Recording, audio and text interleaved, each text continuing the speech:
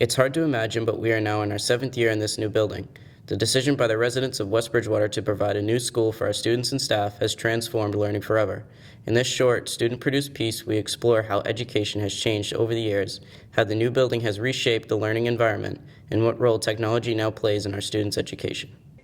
We asked each of the faculty members on what the biggest benefits of the new building compared to the old high school are. I think it's just so much more ready for the 21st century learning. It's a great building. It was designed perfectly to fit all the needs of our kids in terms of technology, but also the spaces are great for learning. Over the years, the West Bridgewater school system has undergone drastic changes. We got the teacher's perspective on how the school's academics changed throughout the years.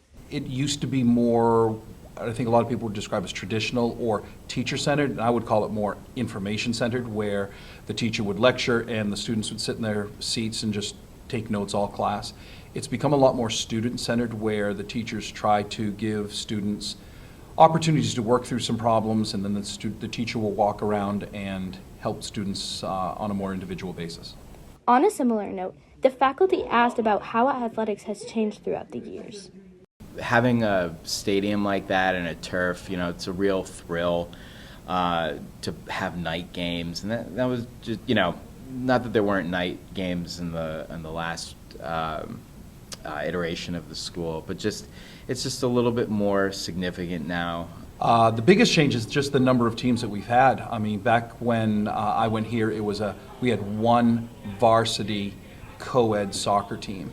And now we've got 4 teams, 2 boys, 2 girls teams, and there's been talk over the years of introducing possibly even like a freshman or a middle school team as well.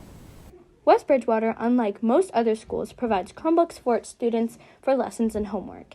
The teachers shared if they believe including more technology made our school better or worse. I think there are pros and cons to it. So one of the pros is that, you have tech right at your fingertips, everything's sort of easy access, assignments, reminders. But sort of the fallback there is that it's such a huge distraction. If kids aren't using it properly, they're getting distracted by video games, maybe chatting with friends. So there are definitely benefits for sure, but I can see the other side of it. Some teachers have actually gone to school at West Bridgewater and returned as adults to teach. We asked those particular staff members how their memories of being a student in the old building compares to being a teacher in the new school. It's gotten a lot bigger, so there are more students here. I graduated with, I think, 68 other seniors when I graduated, and now most classes are up over 100. It's gotten far more diverse than it used to be. So the biggest thing is obviously the building, because I was a student in the old building. And we also didn't have all the technology. So the teachers would bring in the projectors to, do lessons on there, or the TVs to show, a movie. So technology and just the building itself is huge. West Bridgewater, being a small community, has a few strong traditions that have been going on for decades. We wanted to see what traditions stood out in West Bridgewater and asked the teachers on their favorites. So Grand March is one that comes to mind, but also graduation at Town Park. I feel like we're one of the only schools, because we are so small, that has the ability to, meet at the high school, take a walk, to Town Park for graduation, so they can have such like a beautiful setting compared to, packing people into a gym. When the new school was constructed, a retro room was built with objects from the old school along with a time capsule.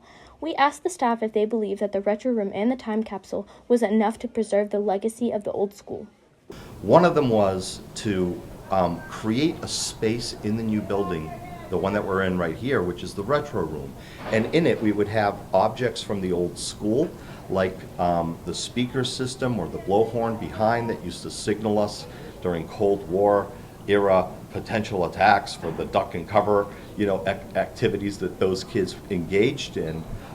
We wanted to bring some of those artifacts to this school, so we did. We also wanted to bring artifacts like old film reels and overhead projectors, just older technologies for how we used to learn and how we used to teach and how kids used to learn in the past. The other idea was to transfer some tactile articles and materials and DVDs and things and information on thumb drives into a time capsule that we would bury in the front lot and mark with a hickey stone, which was which also incorporated the dates and a bronze outlay of the old school. And the directions that we gave to the administration at the time was to give them and future administrations the idea and the obligation that every 25 years they have to unbury the time capsule. Finally, we asked the teachers on what makes West Bridgewater a great place to go to school. It's easy to get to know everybody. I would say, too, that, generally speaking, the town does have the school's best interests at heart.